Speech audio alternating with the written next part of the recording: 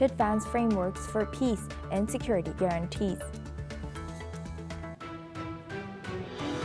European Commission President Ursula von der Leyen will not join French President Emmanuel Macron on his upcoming three-day visit to China next week, marking a break from recent EU-China diplomatic tradition, as Macron will hold bilateral talks alone with Xi on the future of EU-China relations and will later brief EU partners on the outcome. Iran's Supreme Leader Ayatollah Ali Khamenei criticizes the Trump administration, calling it unworthy of contact for cooperation with Tehran. He has also denied rumors that Iran had sent messages to Washington.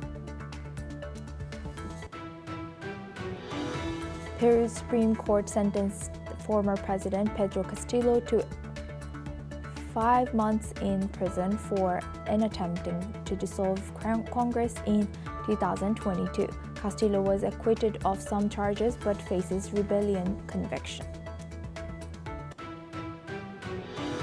The death toll from the high-rise apartment complex fire in Hong Kong has now risen to 94 people, with 76 injured, as rescuers launched full-scale operations across 7 burned buildings, as early investigations indicated the use of non-compliant, highly flammable materials.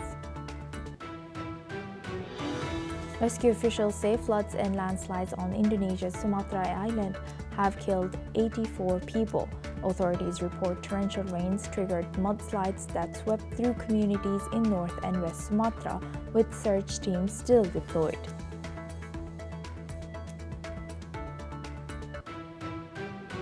Now we start with U.S. President Donald Trump has announced that Sarah Backstorm, one of 2 National Guard troops who were shot near the White House a day earlier, she has passed away. The other soldier is said to be in critical condition, fighting for his life. Trump, hailing Backstorm as a highly respected young, magnificent person, said that he had learned of her death just before a video call with U.S. troops to mark the Thanksgiving holiday. The incident has shocked the nation, with investigations underway into the circumstances surrounding the shooting. I must unfortunately tell you that just seconds before I went on, right now, I heard that Sarah Beckstrom of West Virginia, one of the guardsmen that we're talking about, highly respected, young, magnificent person, started service in June of 2023, outstanding in every way. She's just passed away. She's no longer with us. She's looking down at us right now. Her parents are with her. This just happened. She was savagely attacked. She's dead. She's now with us. Incredible person.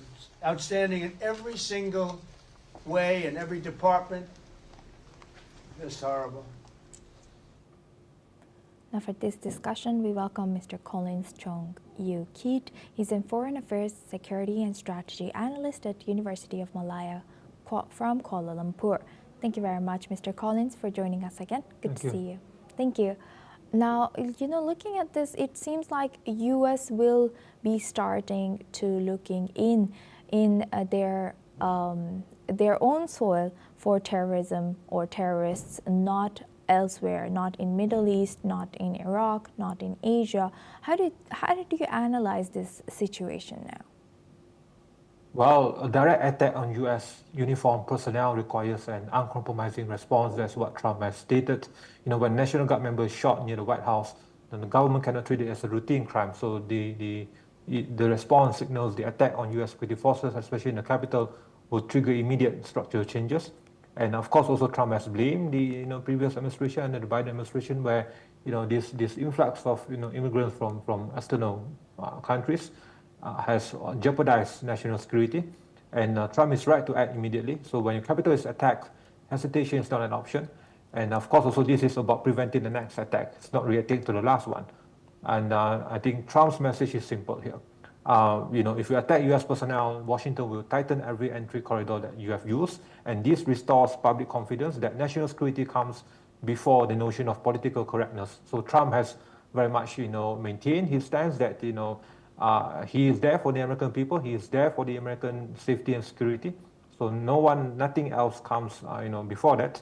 And his priorities will always to bolster, to enhance, to amplify the readiness, and of course, peace through strength approach, whether abroad or at home, and that this measure will be in place to ensure that the safety of the American people will always be safeguarded before anything else.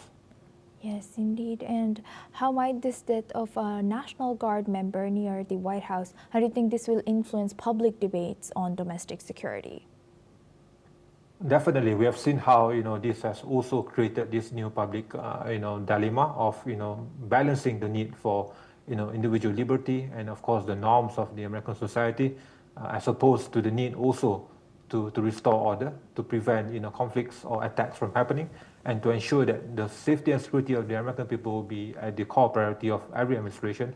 So what Trump is doing now is to drill down the message that his administration will always put the American people's lives first, and that his tough approach to the safety of the American people and his tough approach on immigration, on border control, on the vetting of immigrants will always be his number one priority. And this attack has further emboldened this approach, and that although he has opened up new debates on public confidence, on the need of political correctness, on the need to safeguard the rights of the immigrants, I think that in the sentiments on the ground and the overwhelming push or intent of the American people to see that whichever side that you are from, the priority has always been to ensure that the safety and the security of the country and of the people will always be the core priority. I think this is what Trump has been doing now, and that his supporters and the party has been fully behind him, and that I will argue that this will see more measures in place, in terms of vetting, in terms of border control, in terms of tighter vetting measurements and controls in the months and years to come, and that this is what the American people wanted to see in the first place. Yes, indeed. Thank you very much for highlighting that. Mr. Collins, please stay with us as we come back to you for our next. Now we stay in this topic. U.S. President Donald Trump has announced a sweeping set of immigration proposals in a social media post, vying to permanently pause migration from all third world countries and launch what he described as reverse migration to restore order in the United States. Trump has also stated that he would end all federal benefits for non-citizens, denaturalize migrants who undermine domestic tranquility, and deport any foreign national considered a public charge, security risk, or non-compatible with Western civilization. He has argued that only reverse migration could resolve what he called illegal and disruptive population growth in the U.S. This comes after the killing of 2 National Guards by an Afghan national near the Farragut West Station in the Northwest Quadrant in Washington, D.C. Experts suggest that such a move will have huge global implications and affect millions who shift to the U.S. for jobs, education, and also to escape persecution in their countries. Now we welcome back Mr. Collins Chong-Yu-Keat. He's a Foreign Affairs Security and Strategy Analyst at University of Malaya, Kuala Lumpur. Now looking at this, as you did mention that, this kind of is what MAGA supporters, especially in U.S. politics, are welcoming. How do you think this will be affecting global and diplomatic consequences if U.S. significantly restricted immigration now? This has always been in place even before this incident. We have seen the other global leaders have been well aware of the approach of Trump and how his peace through strength, America First approach has always prioritized the needs and interests and the demands of securing the country and the people. So even in the case of Europe, Trump is right to point out the impact, the repercussions of uncontrolled migration, the influx of unvetted people, the impact on the local societies in Europe, in individual countries, in terms of safety, in terms of security, in terms of long-term, direct impact on the needs of national security and national interests have been profound. So this is not an isolated incident to incur a much more greater global debate on that. I think that debate has been settled since years, even during his first term. So, in the case of these, anti-narcotics operations in Venezuela, also we have seen how, there's a profound need also to secure the southern border. and that this is an issue that is not only affecting the lives of the American people, it's also affecting the lives of the neighboring countries in Latin America, in Brazil, in Argentina. So the move also to target, in terms of land-based targeting is also a right intended, move to ensure that, these smuggling operatives, because they are evolving. They are not only operating, based from the sea, but of course they are adapting, shifting from sea to land corridors. So if the U.S. doesn't follow suit, cartels will exploit this gap and will exploit this blind spot, and this will also, of course, have this, chain impact on the countries in Latin America. So what Trump has been doing now is basically to send a very strong message that strength deters any intent to have these threats to the American people, and that ultimately you cannot have this criminalized structure to operate freely in the Western Hemisphere. That has a strategic red line, and Trump's escalation follows the logic of deterrence, to act before the network expands, not after, and to act as, to have these buffer zones and preventative actions before any future attacks were to happen. So I think what Trump has been doing is largely supported by not only his supporters, but by the common sense, awareness of the broader American people as a whole. But, I 100% agree with you that this debate has been started years ago. But linking a single violent incident towards the National Guard, of course, by a foreigner who was supposedly an ally from Afghanistan. But how do you think this will affect public discourse in policymaking and the treatment of immigrant communities? Because, we know that in U.S., a lot of gun violence is not from the immigrants, but from white people. Indeed, especially school shooting. Even Charlie Kirk this year has been assassinated, and the person who has been detained was a white person. Well, we have seen, of course, also the concerns being raised, in terms of statistics, in terms of the real situation on the ground. Of course, Trump knows better in terms of how he has impacted the concerns and wariness of the local people. And of course, to review these green card holders from selected countries is not, it's basically a targeted risk management. It's a preventive action. It's not a blanket punishment. And this is what, generally the American people, what they have wanted all the while, but, they have been constrained, they have been hampered by, woke policies or liberal policies that are very much, aligned with this notion of political correctness. So Trump is here to say that, the era of political correctness is now over. It stops with him, the buck stops with him, and that, he's simply, portraying, and doing actions that what the American people have always wanted the governments to do, which is to ensure the safety and security of the American people at large, and that to do common sense, to have these common sense policies to prevent things from happening and to ensure that risks are controlled. And of course, the interests of the country and of the American people are always prioritized. So this is what the American people wanted, and what Trump has delivered. And it's a simple common sense policy by him.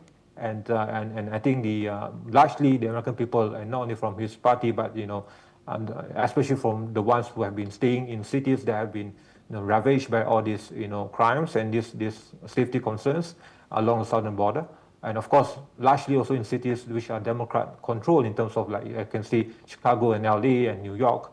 These concerns have been raised now. So I think that what Trump has been doing has been very much a Trump policy, as we can all expect, and this, I think, what the American people wanted in the first place.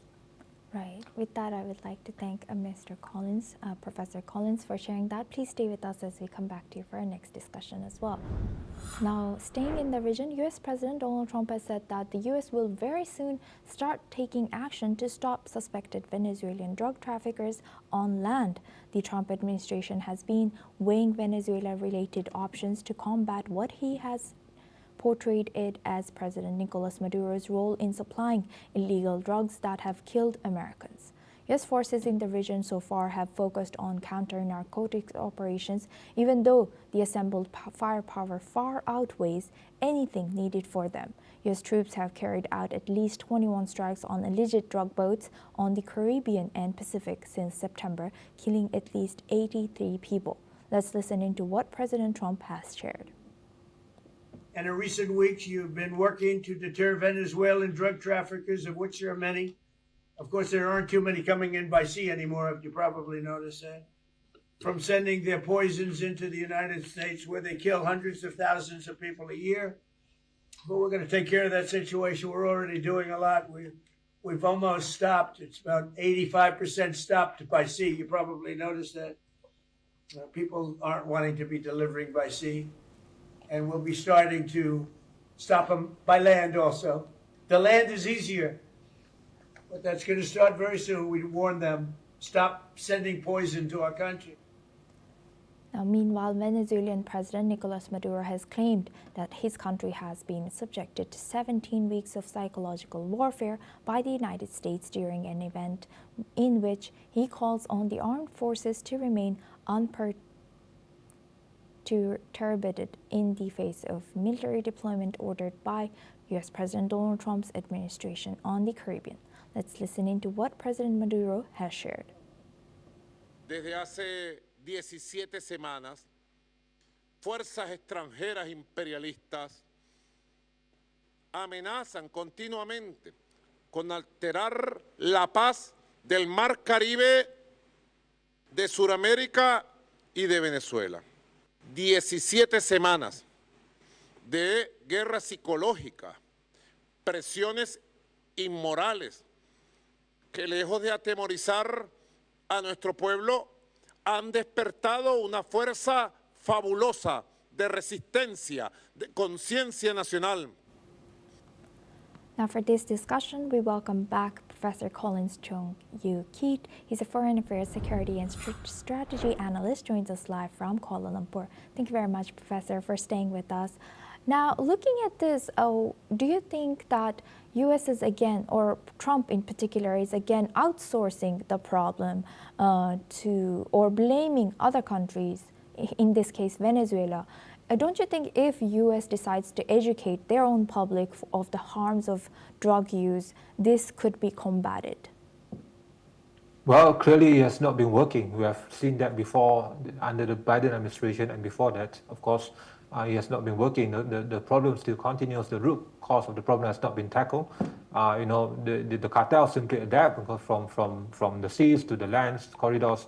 So of course, if Trump doesn't move fast, they will continue to exploit the blind spots. So we have seen how this maritime operations, they only catch shipments of the products, and land operations, meanwhile, they disrupt the production, staging sites, in terms of supply chain and cartel-linked militias and all that. So they inflict deeper strategic, damage on the cartel. So, and of course, there have been accusations that all these activities have also been, being ignored by the administration. So, and of course, the U.S. cannot allow these narco states to operate with impunity in the Western Hemisphere. So if this is tolerated, of course, other regimes could also replicate this notion. And Trump is simply enforcing the Monroe Doctrine logic to a certain extent, that no hostile or criminal state structures can exist near U.S. borders, and this will need to be tackled from the beginning. And if this is not addressed well, then the suffering of the American people will continue in terms of deaths daily of these drugs and fentanyl being smuggled in.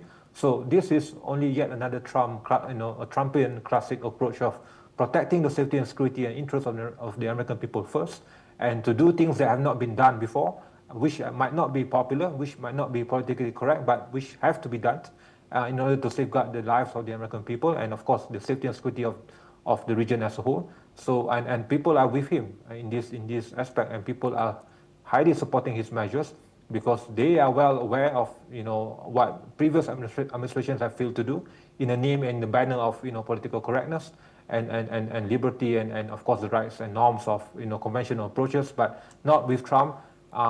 His approach has of course also been dealt with tough measures and deterrent measures, and this is what I think the American people wanted from the very beginning. Right. With that, I would like to thank Professor Collins for joining us today and sharing that insight throughout our news. Thank you very much. Now we move on to Europe. Ukrainian President Volodymyr Zelensky has announced that Ukrainian and U.S. delegations will meet this week to discuss a formula for peace and security guarantees for Kyiv based on talks held in Geneva. In his nightly video address, Zelensky has said that there will be additional discussions next week, including more dialogue with himself. However, he did not provide specific details about the formula or the outcomes of these talks. The announcement comes as both countries look to strengthen their efforts to address the ongoing conflict in Ukraine. Let's listen in. Команда разом з американськими представниками вже на цьому тижні, наприкінці тижня, продовжить наближати пункти, які є у нас за результатами Женеви, до такої форми, яка виведе на дорогу до миру і гарантій безпеки. Буде зустріч делегацій. Українська делегація буде добре підготовлена та налаштована на предметну роботу. Сьогодні відбулася важлива зустріч санкційних координаторів європейських держав. І якщо Путін не хоче зупинятись, санкції не будуть зупинятись. Пріоритети зрозумілі: бити по російській нафті, по російській технологічній складовій, по їхнім фінансам, по їхнім активам, які працюють на російську воєнну машину. Світ нам допомагатиме. Я дякую кожному, хто тисне зараз на агресора, хто захищає Україну від тиску. Ми це дуже цінуємо і бачимо кожне таке. Наступного тижня будуть важливі перемовини не тільки у нашої делегації, а й у мене. І ми готуємо твердий ґрунт для таких перемовин. Україна стоятиме на ногах міцно. Завжди стоятиме. Я дякую всім, хто нам допомагає. Я дякую кожному, хто захищає Україну як себе особисто. Слава Україні! Now for this discussion, we welcome Professor Vasilin Popovsky. He's a professor and vice dean at Jindal Global Law School. Joins us live from New Delhi. Thank you very much, Professor, for joining us again. Good to see you. Now, how do you analyze the alignment of priority or alignment towards ending the war in Ukraine between Ukraine and United States? Yes, we hear the statement by President Zelensky. And he's very cooperative here with the United States proposal. Obviously, there are points in that list that are not acceptable, and President Zelensky made that clear. Mostly those that limit the sovereignty of Ukraine. Interestingly, the first proposal talks about sovereignty of Ukraine, but then there is a proposal to limit the size of its army, to give up territory, to commit of not joining international organizations such as European Union and NATO, and obviously no country in the world, not only Ukraine. Give me one country in the world which will accept conditions such as limitation of the size of the army, such as not joining an international organization, such as giving up territory. No single country in the world. So why Ukraine should give up territory, size of army, and participation in international organization? Absolute nonsense. And for that matter, obviously, the points need to be redrafted, and they are redrafted with the participation of European partners. And hopefully, let's see the next stage in this process where does it go? What will be the next? We don't know yet. We will see in the next days how the negotiation will continue. But there is a lot of diplomatic efforts on the draft proposal by the American administration. Somehow it was made quickly in the same way that the same people, Witkoff and Kushner, did the Middle East proposal between Israel and Palestine, with points and trying the two parties to agree on all the points by redrafting some of them. It was agreed in Gaza, but not between Russia and Ukraine so far.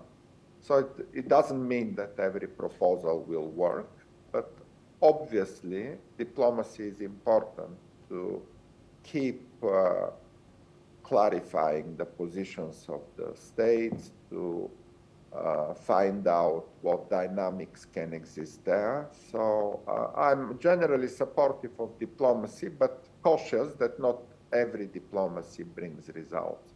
And here, unfortunately, we don't have much results because Russia continues to demand the unacceptable. Basically, Vladimir Putin is saying that if Ukraine doesn't give up those regions in Donbass, we will continue fighting for them. And that's not a point to discuss. You cannot ask anything. Any country can say, give me half of your territory, otherwise I will fight for that. It's absolutely unacceptable. It's very clear here. International law is absolutely clear that you cannot do that. What Russia does cannot be done. It's illegal. And it needs to be made clear to Russia. Yes, indeed. Thank you for emphasizing that. And yes, 100% that, you know, it's very difficult for them to achieve peace right now. But this diplomacy, a little opening of this diplomacy is helping. Do you think that, you know, what do you think is U.S.'s motive in pushing for peace between Ukraine and Russia right now? Well, United States is Donald Trump. Donald Trump wants to make noise. He wants to be seen in the global media. He wants to be on the first page of all newspapers. And for him, this is what he does. He wants to be the peacemaker of the century, you know, to get a Nobel Peace Prize. But it doesn't work that way, and that's why he's wrong. You cannot do what he does and become a peacemaker, because he's not. He pretends to be, and he wants to be seen as such. And sometimes some leaders accept that. For example, Azerbaijan, Armenia, when they made a deal, and he was present at the deal, and both sides, Armenians and Azeri, acknowledged Donald Trump as a peacemaker, but that's not always the case. And in the situation of Russia-Ukraine, obviously, his standing is incorrect. He assumed this is a business transaction. It is like buyer and a seller. They have to agree on a price. And it's not about that, obviously. It doesn't work this way. It's not a real estate transaction. It is a conflict between an aggressor and a victim. And all the conflicts between aggressor and victim end only in one way, when the aggressor goes home and the victim is compensated accordingly. And in his methodology, those do not exist. He doesn't blame Vladimir Putin for war crimes, for example. He doesn't demand a tribunal for those war crimes to be prosecuted. And without doing that, it remains incompetent and impotent diplomacy, unfortunately. It's a diplomacy, but it doesn't mean every diplomacy, as I said earlier, brings results. Yes, with that, I would like to thank Professor Popovsky for always joining us and sharing that insight on this news. Now we move on to Central America. Peru's judiciary has sentenced former President Pedro Castillo to 11.5 years in prison. The verdict was issued on Thursday and relates to charges of rebellion and conspiracy from late 2022. Let's listen in to Norma Carbajal, Peru's Supreme Court Justice, what she has shared. Condenar a José Pedro Castillo Terrones como coautor del delito contra los poderes del Estado y el orden constitucional en la modalidad de conspiración para una rebelión previsto en el artículo 349 del Código Penal en agravio del Estado, y como tal se le impone al sentenciado 11 años, 5 meses y 15 días de pena privativa de libertad de carácter efectivo, que descontada la carcelería que viene sufriendo en mérito a su detención desde el 7 de diciembre de 2022, vencerá el 21 de mayo del 2034.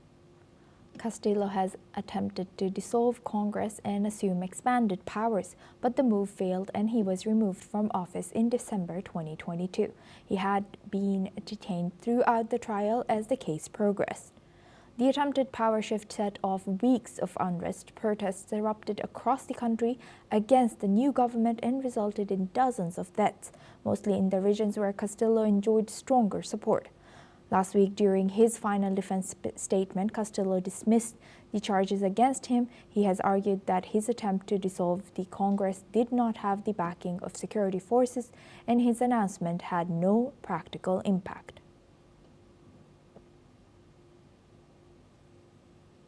Now we move on to Asia. According to reports, Sri Lanka shuts government offices and schools as floods and landslides claimed 56 people's lives and damaged over 600 homes. Heavy rains since last week worsened and have resulted in flooding homes, fields and roads and triggering landslides in central mountainous regions of Badilla. Rivers and reservoirs overflow, blocking roads, halting trains and forcing authorities to close key routes. Air Force, Navy and police are working to rescue stranded residents. The floods comes amid reports of a cyclonic storm called Ditwa forming over the Bay of Bengal. Now we move on to Tahiti. According to authorities, a massive landslide buried 2 homes in the eastern village of Afahiti on the French Pacific island of Tahiti, killing 8 people, including a 3-year-old girl. Local prosecutor Celine Bellacourt reported that the victims include 3 women and 4 men, with all previously missing now confirmed dead. French President Emmanuel Macron has extended the nation's full support to the families affected.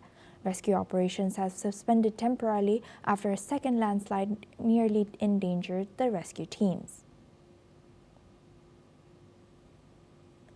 That's all we have time for. Keep watching News 6 World for more news updates from around the world.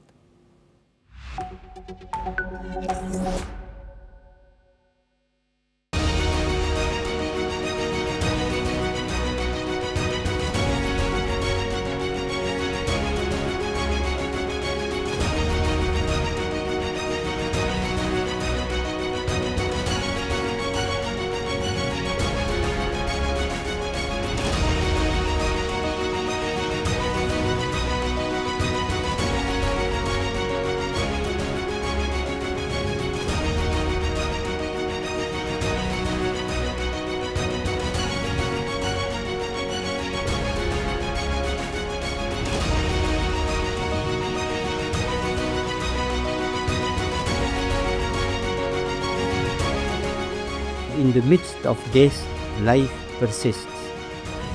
In the midst of untruth, truth persists.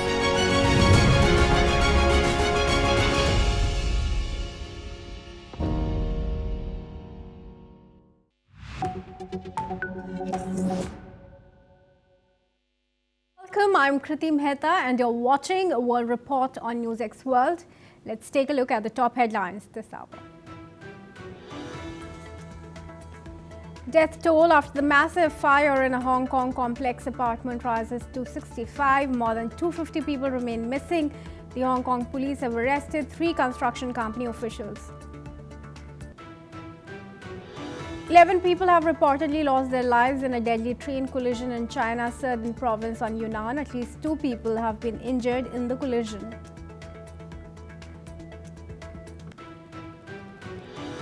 Two U.S. National Guard soldiers shot and critically wounded near White House in what U.S. is calling a targeted attack. The suspect in the shooting was identified as Rahman Nalla, who is reportedly an Afghan national. U.S. takes a reflex action to suspend all Afghan immigration. Ukraine says its negotiating team will meet U.S. officials soon, with Foreign Minister Andriy Sybiha stating that Kyiv will focus on specific steps in peace proposals. The United States is intensifying its efforts to combat drug trafficking in the Caribbean, with Defense Secretary Pete Hegseth announcing plans to expand military deployments in the region. Amid the escalating rift between China and Japan, U.S. President Donald Trump urges Japanese Prime Minister Sanae Takaichi to avoid further escalation. As per reports, this comes as U.S. aims to keep trade truce with China. Japan, however, denies Chinese claims. British Finance Minister Rachel Reeves announces more than $34 billion in tax rises. This is on top of the £40 billion she raised last year. As a result, a large hit to growth of living standards has been expected. Pakistan's Army Chief Asim Munir takes charge as the country's first Chief of Defence Forces. As CDF, Munir's tenure has also been reset. Amendments have extended his tenure till at least 2030. And now we have some breaking news coming in at the top of the bulletin from Sri Lanka. In the latest updates, we are learning that at least 31 people have been confirmed dead and 14 others missing as the country continues to face one of its worst weather-related disasters that it did in the recent years. Sri Lankan President Anurakumara Dissanayake convened an emergency meeting earlier today with disaster management officials, opposition leaders and senior armed forces to discuss strategies to mitigate the impacts of the crisis. Authorities warn that persistent heavy rainfall, which is expected to reach up to 200 millimeters, could trigger additional landslides and floods, particularly in central and hilly regions. This now raises concerns over further damage and casualties. And now let's move on to news from Russia. President Vladimir Putin has stated today that a peace plan discussed by the United States and Ukraine could serve as the foundation for future agreements to end the ongoing conflict in Ukraine. While acknowledging some points still need to be addressed, Putin expressed that Russia would continue fighting if Ukraine refuses to withdraw from contested territories. Listen in. Мы перед моим визитом в США, перед визитом на Аляску, обсуждали это с американскими переговорщиками. И после этого возник вот тот перечень возможных договоренностей из 28 пунктов. И, как я уже объявлял публично, он нам по определенным каналам был передан. Мы с ним ознакомились. После этого состоялись переговоры в Женеве между американской делегацией и украинской делегацией. И они, я так понял, между собой решили, что все эти 28 пунктов нужно разделить на 4 составляющих. And slamming the Europe and its allies, Putin also indicated that Russia is prepared to offer a security pledge to Europe, but only if Ukraine's military pulls back. He reiterated Russia's stance that Ukrainian leadership is illegitimate, making it difficult to negotiate directly with Kyiv. As Russian forces reportedly advance faster across Ukraine, Putin made it clear that Russia would use military force to achieve its goals if Ukraine does not comply. He rejected accusations that U.S. envoy Steve Witkoff had shown bias towards Moscow in peace talks, calling the suggestion completely nonsense. Listen in. Дипломатический язык, потому что одно дело, в общем, сказать, что Россия не собирается нападать на Европу, это для нас звучит смешно, правда? Никогда не собирались, но если они хотят услышать от нас, ну давайте мы это зафиксируем. Вопросов нет. Если они напугали своих граждан, и те хотят услышать, что мы не собираемся, и у нас в планах нет, никаких агрессивных нет планов в отношении Европы, пожалуйста, мы готовы это зафиксировать как угодно. Может быть, в этом и есть смысл, имея в виду, если мы хотим все вместе поговорить и обсудить, и какие-то точки расставить в вопросах. Значит, мы и до сих пор получаем заходы о прекращении боевых действий там. Войска Украины уйдут из занимаемых ими территорий, вот тогда и прекратятся боевые действия. Не уйдут, мы добьемся этого вооруженным путем. Темп движения наших войск по этим всем направлениям увеличивается заметно. Но вот я сейчас просто не хочу совершать какой-то ошибки такой по количеству километров, но из месяца в месяц количество, так скажем, возвращаемых нашими войсками территорий на всех основных направлениях увеличивается. То есть темп движения войск увеличивается. Но самая, на мой, главная проблема для... Let's now welcome Mark Sutherland, who's a geopolitical expert, joining us live from London into this discussion here at Newsweek's World. Thanks, Mark, for joining us here. Now, Putin clearly is adamant. He says he will achieve its goal in Ukraine if Ukraine does not withdraw its military. There's a very strong statement being made by Putin once again. What options is Ukraine really left with? Pretty good to be with you. Well, it's the classic Mexican standoff, and the fact that people could see this coming, if I may say, in my humble opinion, for some time, because Russia has taken land. There's been a million people killed on the Russian side, and up to that kind of amount on the Ukrainian side, with all the devastation that has come with it, and the attacks on their infrastructure, etc. It's appalling. You attack a sovereign state in February 2022, and the negotiations are, according to what Putin, what the administration, what the president is saying, what Russians are saying, is we have taken this land and we just wish the Ukrainian forces to withdraw, and that will then be the end of that. And of course, as Lavrov has said, there's been a peace agreement on the table since January, February 2024. So how you negotiate this is going to be profoundly difficult. Sadly, I can't see the comments that Putin and then the other Russian then made. This is going to be extremely difficult then to negotiate if Zelensky turns around and says, understandably, no, we are not moving back, because how much more then territory will they then take? And also, as the Russians have put forward, to say, well, come under our wing, we will defend you, security is down to us. And then understandably, the Ukrainian people will turn around and say, well, if we do that, then look at what happened in 2022. And I don't say any of this to be clever. We have to go back to this, that sadly, wrongly, a country was then, a sovereign country was then invaded.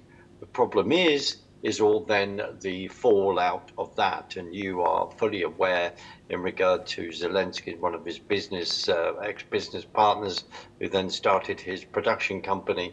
There was all this accusation of fraud. Where is money going? The previous American administration, under the Biden administration, put billions of dollars into Ukraine. We, within the UK and other European countries, have been sending them armaments as well. And I have, on many occasions on this program, have said we want this war to end. We need to get people around the negotiation table seriously for this then to do so. Kriti. Well, thank you, Mark, but do stay on with us, as I would like you to share your perspective on another key development, this one coming from Italy.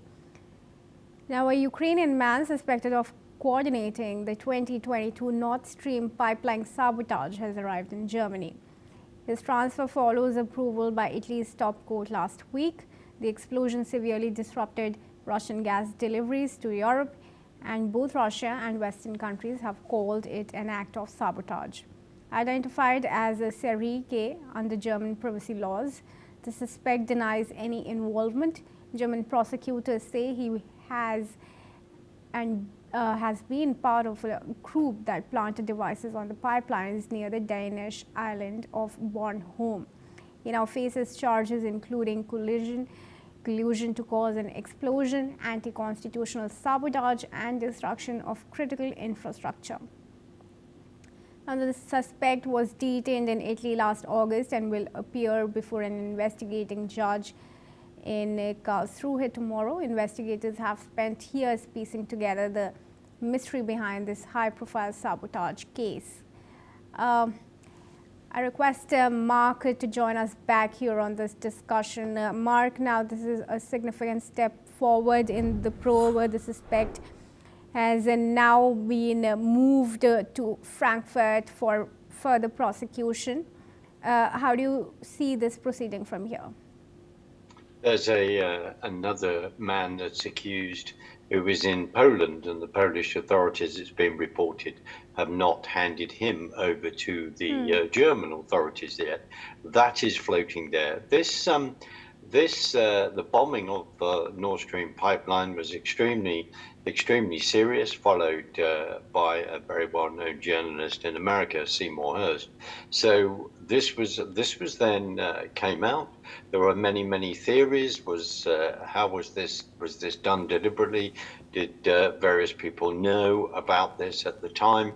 And it's extremely serious. So it is this prosecution then to actually hand him to Germany because of the fallout. We're also in this ideological debate where people want to get rid of fossil fuel. The deindustrialization of Europe also comes, and the stupidity of that also comes into this. But also then wanting to frame this whole thing, understandably, as we've just said, the Russian invasion. But it then goes across this whole framing, then there can be accusations on all sides who blew up what, because this is an important gas pipeline that comes from Russia that goes into, then is feeding Europe, feeding Germany. And just quickly, the other thing is that the Russians have said that, or the chatter is a number of years ago that they'd already begun to slow down the amount of gas that they were then supplying to Europe, which is always an interesting discussion, because as you and I know, we've discussed on this channel, is the fact that what gives the Russians the war chest to continue to their war in the Ukraine is the fact that they are selling energy around the world and with all their ghost ships, etc.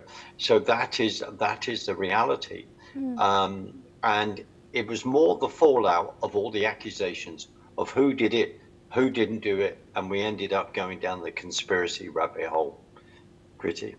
All right, Mark, and like you did mention about the other suspect who remains not transferred, do you think Poland is going to relent as far as the handing over of this Ukrainian suspect is concerned? Well, we've just had there was a bombing of rail tracks in regard to train tracks there. We wonder who had actually done that. The Polish authorities at the moment have not. We wait to see if Mr. Tusk, President, is going to be pushed on that. I think it is important that these people are then brought to justice, because the other thing is, without sounding too conspiratorial in my humble opinion, we could end up being at an Archduke Ferdinand situation like the First World War, an incident and then sparks things and then things escalate. I have used that over the last few weeks to refer to that. It's very important that everyone keeps a cool head. But if people have done wrong, then they need to be passed back. This had an effect on I believe, on the German economy. It's not particularly pleasant if someone then bombs a pipeline, as we've seen elsewhere in the world, to stop energy flowing, and then the ramifications then on the citizens of your particular country. We will wait and see. It all depends how that unfolds in Germany, and maybe behind the scenes as well. The fact that Europe is trying to keep a united front, particularly where Russia, of course, is concerned, it will be behind the scenes that these conversations that we're not privy to may be going on. Pretty. All right, I thank you for now, Mark, for joining us and sharing your opinions with us here at Newlex World. With that, viewers, let's move on. We have some breaking developments coming in from Hong Kong as far as the apartment firing is concerned. Now, authorities have confirmed that the death toll has risen to at least 75. The fire, which broke out at a high-rise apartment complex in the early hours yesterday, has left many dozens more injured, and scores are still missing as firefighters continue to search through the charred remains. Despite over 24 hours of firefighting efforts, Flames were still visible in parts of the complex, which houses nearly 2,000 units across 8 buildings. The fire's cause remains under investigation, with authorities focusing on the role of bamboo scaffolding and plastic mesh used in the ongoing renovations at the site.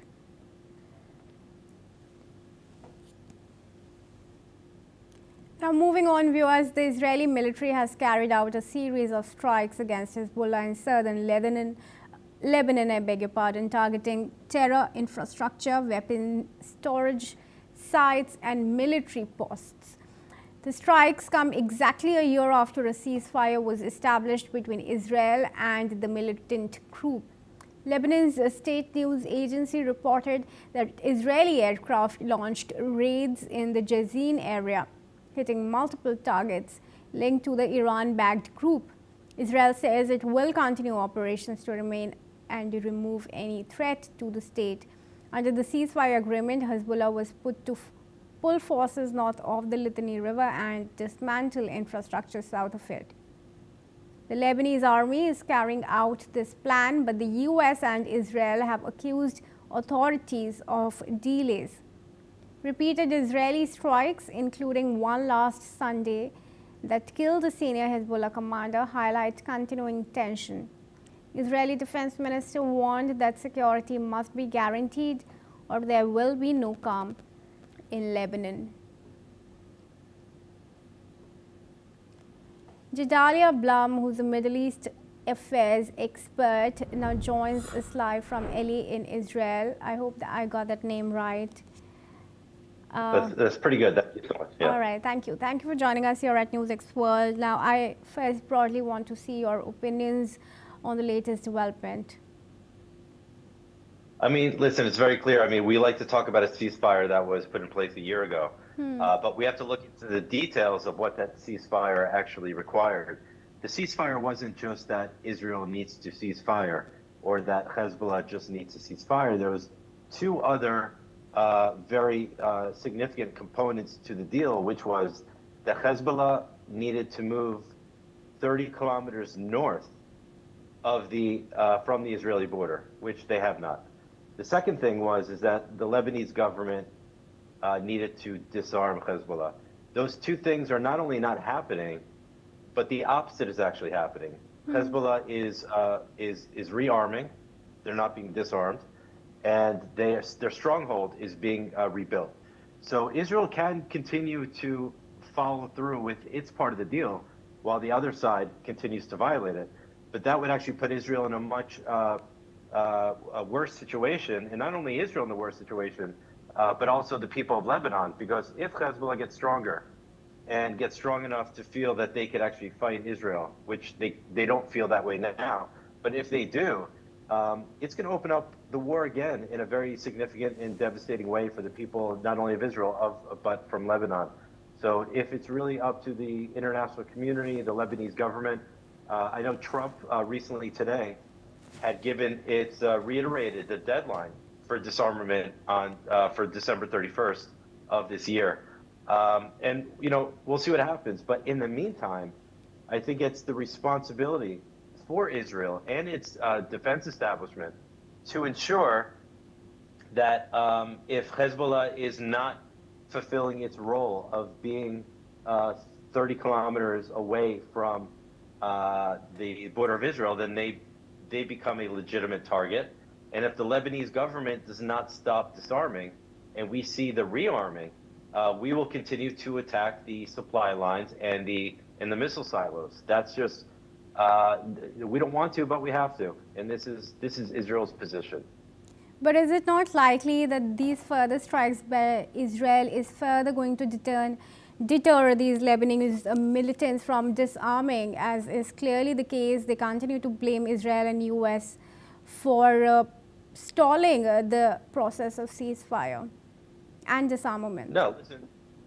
No, I mean, there's absolutely no ceasefire agreement. You could call it a ceasefire, and which both sides decided to cease fire according to an agreement that one side is not fulfilling. Like I said.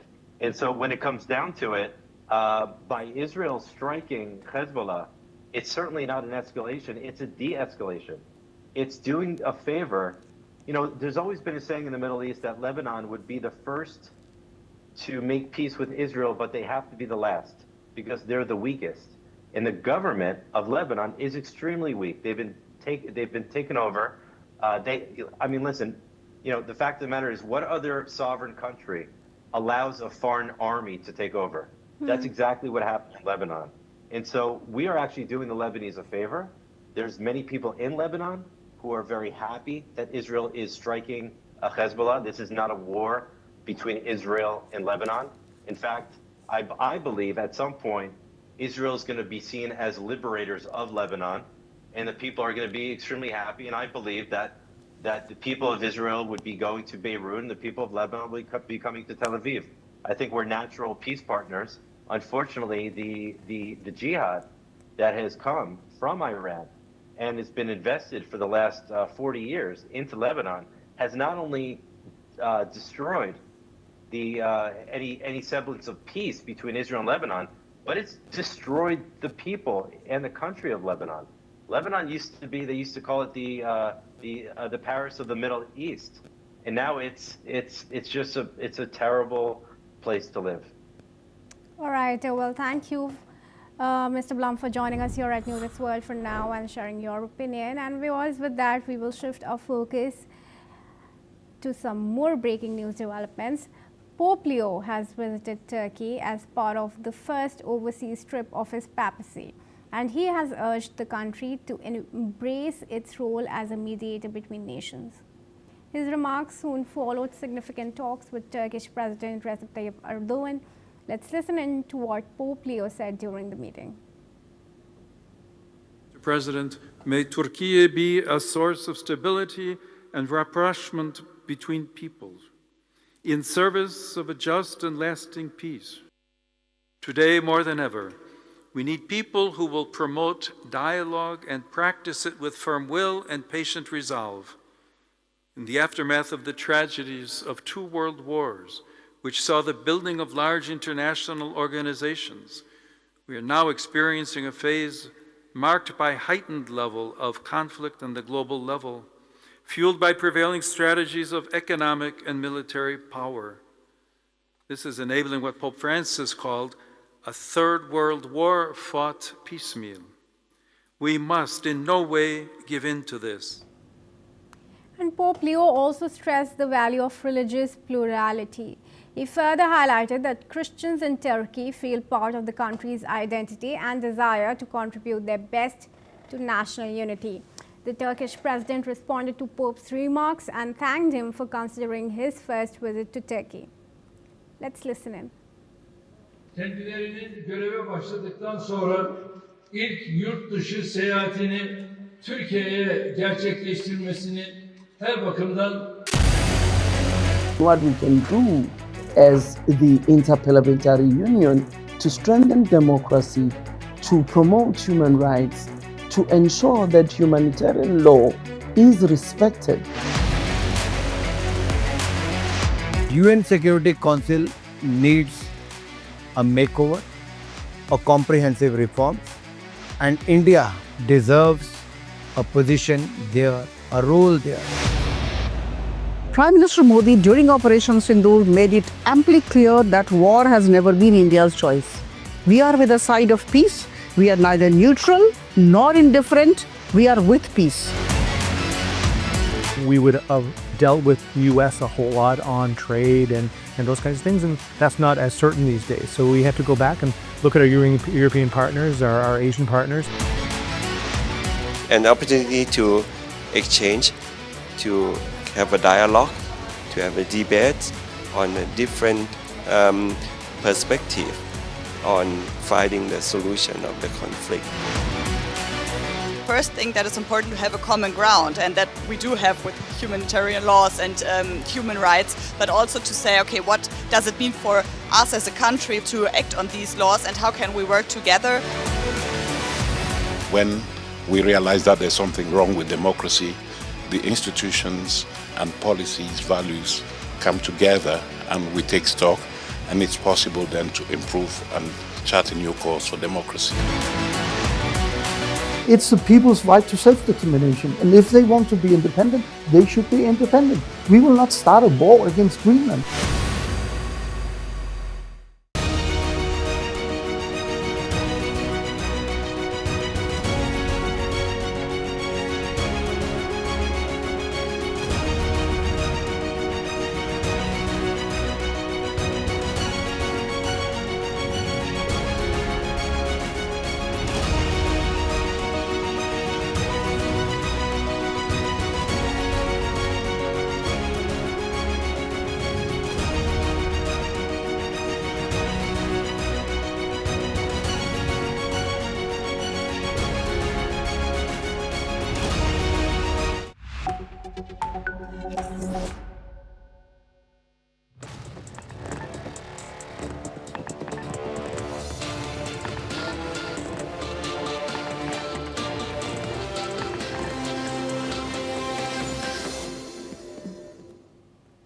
Hello and welcome. I'm Asima Katauka and you're watching Gulf Today on News X World.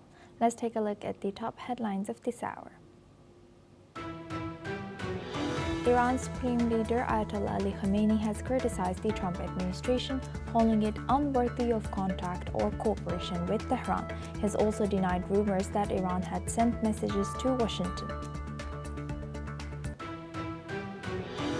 Israeli authorities review a deadly incident in Jenin, West Bank, where IDF soldiers shot 2 men following surrender. Palestine condemned the killings as war crimes. Germany, Italy, France, and the United Kingdom urge Israel to follow international law and protect Palestinians in the West Bank. The ministers condemned rising settler violence and called for accountability and civilian protection. Syrian Justice Minister Wais met with a UN team of experts in Damascus to strengthen the rule of law measures and support systems for survivors of conflict-related sexual violence. The talks followed by a separate meeting with Amnesty International focused on transitional justice documenting violations and expanding international assistance. Pope Leo, on his first overseas trip, has warned in Ankara that a third world war is being fought piecemeal as conflicts escalate and threaten humanity's future. Upon the hearing, Turkish President Recep Tayyip Erdogan has praised the Pope's Palestinian stance and calls on peace, while also highlighting Pope's peace calls on Ukraine. U.S. President Donald Trump has announced that National Guard trooper Sarah Backstorm has died after a shooting near the White House. He has said that second soldier remains in critical condition and is fighting for his life. Ukrainian President Volodymyr Zelensky has said that Kyiv holds daily consultations with international partners to counter Russia's war. He adds that Ukrainian and U.S. delegations will meet again to advance frameworks for peace and security guarantees. The death toll from the high-rise apartment complex fire in Hong Kong has now risen to 94 people, with 76 people injured as rescuers launched full-scale operations across 7 burned buildings, as early investigations indicated the use of non-compliant, highly flammable materials.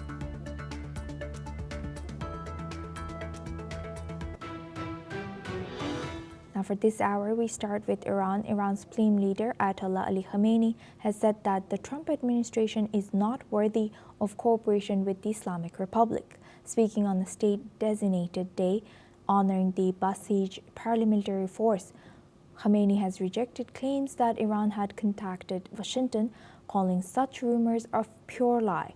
Khamenei has also praised Iran's public unity during the 12-day war with Israel in June, despite internal differences. He has asserted that Israel and the U.S. had failed to achieve any objectives in the conflict.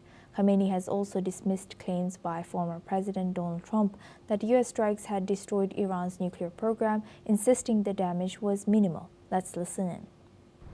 شایعاتی درست میکنن که دولت ایران به واسطه فلان کشور پیغام فرستاده به آمریکا. دروغ محض که چنین چیزی حتما وجود نداشت. یه چنین دولتی در قرآن نیست که کسی دولتی مثل جمهوری اسلامی به دنبال ارتباط با او و همکاری با او. Now for this discussion, we welcome Alison Nutler. She's a former AP Bureau Chief in Romania, joins us live from Bucharest. Thank you very much, Alison, for joining us again. Good to see you. Now, how are we to see this Iranian leader, Ali Khamenei, is openly denying that he has sent any letter or any message to U.S., and also he rejects cooperating with U.S. It doesn't suit them? Well, obviously they've got a great deal of hostility to the United States because of the strikes on Iran to eliminate their nuclear program in June. And there hasn't been any development in relations since then.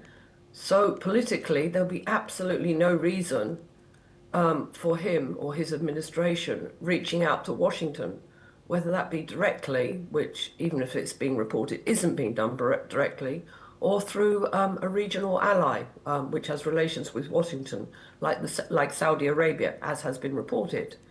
So I'm not sure whether he has or he hasn't. There may have been some low-level testing of the waters, but politically, particularly on this holiday, this special day for Iranians, he wants everyone to stand united. He acknowledges there are people who don't necessarily agree with his regime, but he says they must stand united. And he is proud, and he is saying, we have not reached out to the United States. There's still great disagreement about the results of those strikes. The US said it knocked out the nuclear abilities, whereas he says it was barely grazed, it was barely touched. I think independent reports say there was some harm done, but not as much as Donald Trump says was done. So I don't think politically it would put him in a very weak position to reach out to the United States. What for? This was a country that tried to bomb something they have been carefully creating, carefully developing its nuclear capabilities. So politically, he was right to say it would be beneath us to do this. Whether that is true is another matter. There might well have been some level of diplomacy going on, back channel diplomacy, not directly to Washington, I very much doubt that, but through Saudi Arabia. But the message he has chosen to give to his nation on this holiday, special day, is that it is beneath us to do this, and Iran will stand united. Right, and what impact does Iran's emphasis on, public unity during this last conflict with Israel? How do you think this has on internal political dynamics? Do you think Ali Khamenei is carefully choosing his words to show the public or in Iran, and also he knows that internationally people will be listening and paying attention to his calls or his speech that he's given today? Absolutely. When the Iranian leader makes a public statement, which is carried domestically in Iran and internationally, that message is designed for audiences both in Iran and outside Iran. So it's not just a message, an off-the-cuff remark. It's not a spontaneous comment he's making here. He's sending a very clear message. He's acknowledging, which I found quite interesting, that there may be some level of disunity at home in Iran, which is quite unusual for a country like Iran, which is not a democracy. So he's acknowledging that, but almost saying, let's just pull together, let's put on a united front. And we Iranians stick together, and we are beneath going to the United States. That is beneath us. So he is putting out a clear message. He doesn't speak that often publicly, and this is one occasion. And a leader that doesn't speak often publicly, you need to pay attention when he does speak, what he says and what's behind those words. And he's basically blanking Washington. We want nothing to do with you. We're very fine at home. Our country may not be perfect, but we are united. That's his message. Right. And do you think in that message does he include or underlining that we don't even need to cooperate with U.S.? Do you think did you hear the speech?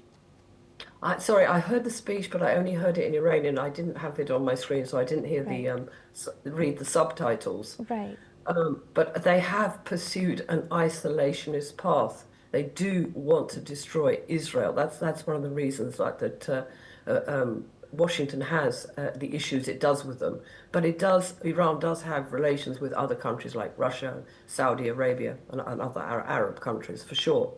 And they are developing nuclear weapons, and they are what you call hardline. It's a hardline Arabic, well, it's a hardline, sorry, it's not Arabic, hardline Middle East state, that's for sure. And ever has been since they toppled the old regime in the 1970s and brought in Khomeini. And it's a very rigid regime. And not a very flexible regime, and there's very, very, very little room for reform there until Khomeini finally passes. Yes. I can't see any change going on there. So, in fact, this message is stern and strong as it is pretty much to be expected. Yes, and Alison, lastly, maybe it's too early to say, but you know, in your first answer, you did mention that there's no direct talks going on, but could be back channel talks that could be going on through Saudi Arabia. Do you think there is anything that can be done from both sides to de-escalate the situation? I think, because basically there are some countries in the world that are totally isolationist, like say North Korea, but even they're not totally isolationist. They've sent their soldiers to Ukraine to fight. They had talks when Donald Trump was first in office. No country actually wants to be totally isolationist because it's very detrimental. It's very harmful for the country because you need to talk to other countries. You need to do trade. You need to cooperate on various issues because we're all humans at the end of the day. So even a very nationalistic country like Iran and a very proud country, one thing is what they say, what they deliver, another thing is what they do. I'd be very surprised if talks aren't going on.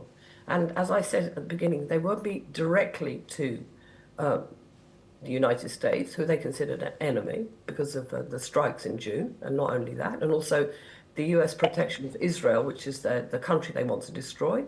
The talks will be going on with Saudi Arabia, which has a good relation with the Trump administration, and it has a good relation with Iran. So for sure, talks will be going on, how to improve relations, but not just how to, what areas, because there's always areas of common interest, whether it's fighting terrorism, whether it's something to do with nuclear, there are always areas where relations can be improved and there can be cooperation. So that's what I imagine, that the Iranian officials, and they will be skilled diplomats, that's what they'll be talking to Saudi Arabia, and that's also Saudi Arabia has a channel to the United States. But these things don't happen quickly, but they will be looking for common ground for sure. With that, I would like to thank Alison Mutler for always joining us and sharing that insight from Bucharest. Thank you very much. Now we stay in the region. Israeli authorities are reviewing an incident in Jenin in the occupied West Bank in which IDF soldiers shot 2 people following a surrender procedure. The Palestinian Authority confirmed their deaths, with the West Bank's General Authority for Civil Affairs identifying the men as 26-year-old Al-Muntasir Mahmoud Qassem Abdullah and 37-year-old Yusuf Ali Yusuf Asasa. Palestine has also condemned the deadly shooting as a full-fledged war crime and a flagrant violation of all international laws, conventions and norms and humanitarian values. Meanwhile, Israel's far-right security minister Itamar Ben-Gvir has given his full backing to the officers involved, adding that terrorists must die. Now for this discussion, we welcome Professor Rohan Gunaratne. He's an international affairs expert, joins us live from Singapore. Now, Professor, thank you for joining us again. We don't know what exactly was the cause of these 2 Palestinians walking towards Israeli soldiers. But how should international law be applied and enforced in situations where lethal force is used after reported surrender, in this case particularly towards Israel and the Gazans who were shot? Asuma, it's very good to see you. Thank you. Let me share with you that in the West Bank, there has been escalation in tensions. It's largely driven by the situation in Gaza, so it has spilled over to the West Bank. And there has been more incidents in the West Bank most recently, but these are very recent developments. We have seen some of the Hamas ideology has also come to the West Bank. But to specifically respond to your question, what we are seeing is that it was a tragic death because these two individuals wanted to surrender to the Israelis. They didn't want a confrontation. Of course, there was a shooting. So what we have seen most recently is that the Israeli troops have become more suspicious of such activities because in the past there has been some incidents where people wanted to surrender and then of course they opened fire. So I believe that this is a very tragic incident and this incident will certainly be investigated because there's a lot of international focus and spotlight on this issue. The Israelis are fighting a very difficult war, a very difficult battle after the October 2023 attacks where 1,200 Israelis and foreign nationals were killed and another 251 were kidnapped by Hamas and its allied groups. But at the same time, it is so important for Israel to be more restrained when it deals with the civilian population, because if they lose support from the Palestinian people, there will be more attacks and there will be more violence and there will be more extremism. And is there any political implications of this opposing narratives? You know, the Palestinian Authority calling the incident a war crime, while Israeli minister like Ben-Gvir defended the shooters. The Palestinian Authority itself is not accepted by Israel as a credible partner. In fact, there are many efforts by the international community to bring the Palestinian Authority as the new governing body of Gaza. Israel doesn't accept it because the Palestinian Authority itself does not recognize Israel as a state. So what we are seeing is that there is currently a debate between these powers, the PA and the Israeli Authority. Certainly both their claims will be evaluated by international bodies and they may very well come to a conclusion as to what happened. But what is key and what is central is, as there is now a shift towards phase 2 in Gaza, and there is interest for the Palestinian Authority also to play a role, although Israel is opposed to it, that such conflicts do not impact on the greater plans to build stability and security both of Gaza and of the West Bank. Yes, with that I would like to thank Professor Gunratna for sharing that. Please stay with us as we come back to you for our next discussion as well. Now moving on to Europe, Germany, Italy, France and the United Kingdom urge Israel to follow international law and protect Palestinians in the occupied West Bank. In a joint statement, the four foreign ministers have condemned the sharp rise in settler violence and called on Israel to take immediate steps to restore stability, hold perpetrators accountable and safeguard civilians. The ministers warn against annexation and settlement expansion, highlighting the approval of the E1 project and thousands of new settlement units this year as an unprecedented escalation that must be reversed. They've also criticized Israel's withholding of Palestinian tax revenues and demand their release, emphasizing the need to support public services and prevent further economic decline. Reaffirming their commitment to a two-state solution, the ministers have stressed that it remains the only path to a just and lasting peace. They urge all parties to exercise restraint and take concrete measures to de-escalate tensions in the region. Now for this discussion, we welcome back Professor Rohan Gunratna. He's an international affairs expert, joins us live from Singapore. Thank you very much, Professor, for staying with us. Now, Professor, do you think that these calls, or not just from these European nations, but also from regions across the world, have been continually calling for a two-state solution? But do you think this is realistically feasible at this time? Two-state solution would have been acceptable before October 2023 attacks. there were many Israelis who were considering it. There was a huge community in Israel that wanted a two-state solution. But after October 2023 attacks, no sensible Israeli will want and will agree to a two-state solution, because if there is a build-up of anti-Israeli, anti-Jewish sentiments, either in West Bank or in Gaza, there will be no security for Israel. So Israel does not want to give a two-state solution. But it is an idealistic view and a vision of a very small number of Israelis and Jews. And of course, it is a concept that is being promoted by many Europeans and European governments, the Canadians, the Australians, New Zealanders. They want a two-state solution. But personally, I believe that it's a question of time that there will be a two-state solution, but not at the moment. Until the threat in Gaza is dismantled and Hamas is eliminated, there will be no two-state solution. Who wants to have next to its own land a terrorist group that has killed 1,200 people, taken 250 people as hostages, and they still praise it, they still love it.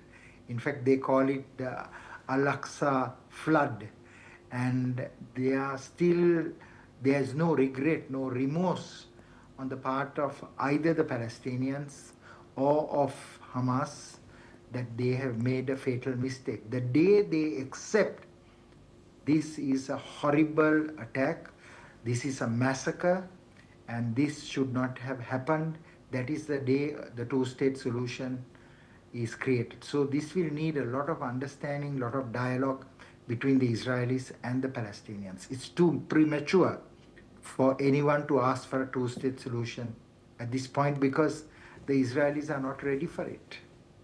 Right. With that, I would like to thank Professor Rohan Gunaratna for joining us and sharing that insight throughout our news. Now we move on to Syria. Syria has reported that 9 people were killed by Israeli strikes in the southern village of Beit Jin amid a clash between the locals and IDF troops. Meanwhile, IDF has said that 6 IDF troops were wounded, including 3 in serious condition after coming under fire during an arrest operation in southern Syria. The IDF also said that the soldiers of the 55th Reserve Paratroopers Brigade set out to detain members of the Al-Jama'a al-Islamiyya terror organization following an intelligence information collected in recent weeks, indicating that they were operating in the Syrian village of Beit Jin and worked to advance attacks on Israel.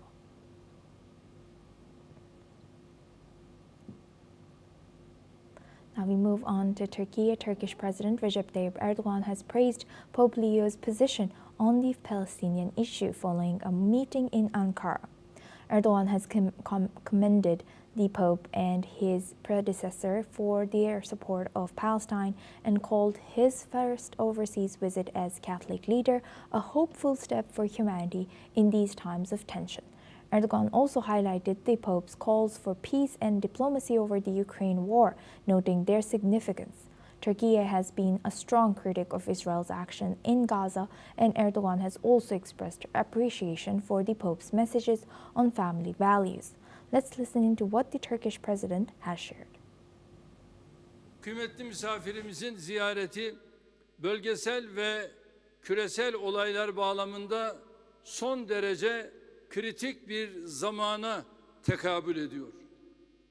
İnsanlığın yön arayışının hızlandığı, küresel düzeyde belirsizliklerin arttığı, Asya'dan Afrika'ya, Latin Amerika'dan Doğu Avrupa'ya gerilimlerin tırmandığı bir dönemde gerçekleşen ziyaretin tüm insanlık için hayırlara vesile olmasını ümit ve arzu ediyorum. Saygıdeğer misafirimiz ve seleflerinin özellikle Filistin meselesine yönelik dirayetli duruşlarını daima takdirle karşıladığımızın bir... And that's a wrap on Gulf Today. Keep watching News 6 World for more news updates from around the world.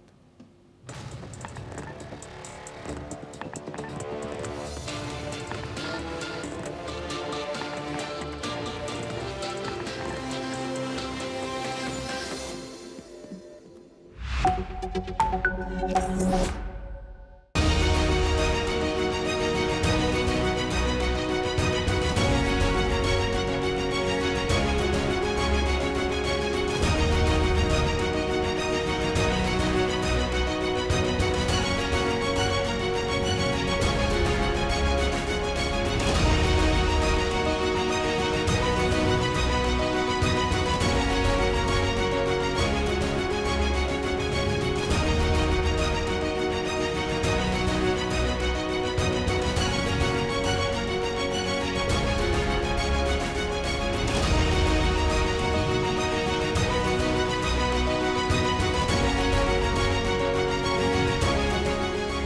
the midst of this, life persists.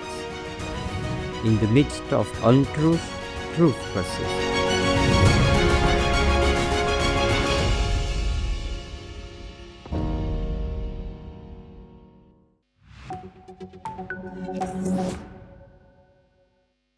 Hello and welcome back. I'm Kriti Mehta and you're watching a World Report on NewsX World.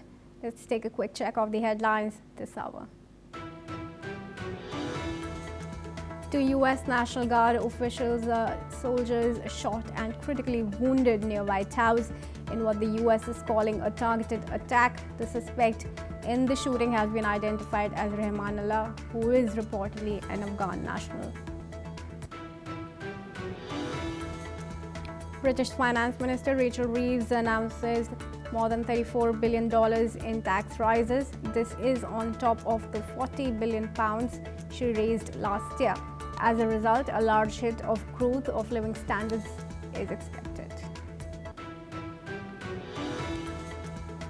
Death toll after the massive fire in a Hong Kong complex apartment has risen to 55.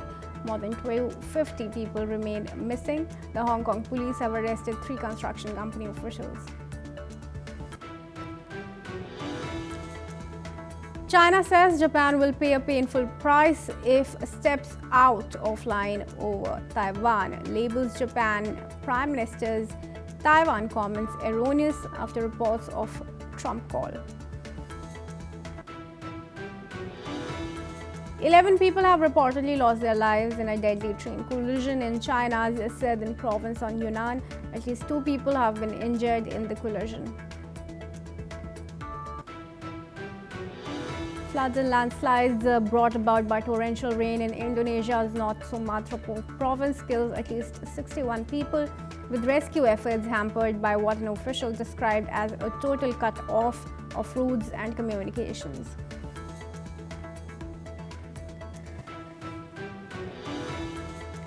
A bipartisan group of U.S. lawmakers is urging the Trump administration to reject Myanmar's upcoming election, calling them a sham meant to legitimize the China-backed junta amid ongoing violence and repression. Japan denies report that Trump told Prime Minister not to provoke China on Taiwan. Takaichi said in her reporting of the call with Mr. Trump that they discussed the U.S. President's conversation with Xi, as well as bilateral relations.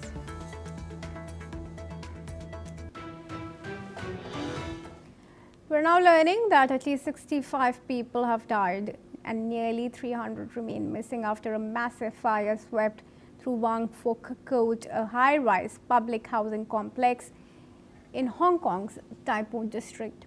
Authorities say the blaze is now under control.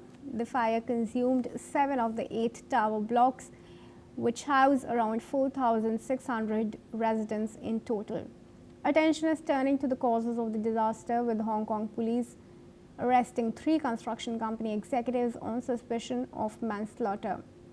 Additional pressure has come from the city's Independent Commission Against Corruption, which has opened a full investigation into potential corruption linked to the estate's recent renovation project, citing strong public concern.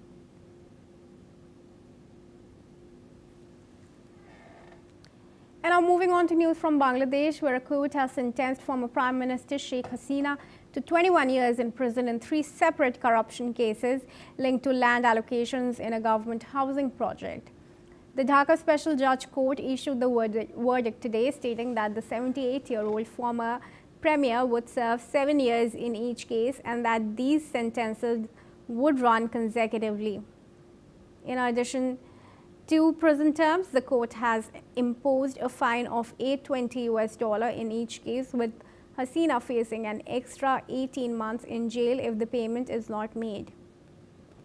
Now, today's corruption verdict comes shortly after a separate and far more severe ruling came on the 17th of November, where the International Crimes Tribunal sentenced Hasina to death after finding her guilty of ordering a crackdown on a student-led uprising that unfolded between July and August last year. Let us now listen to the statement given by a public prosecutor after the court announced its verdict today.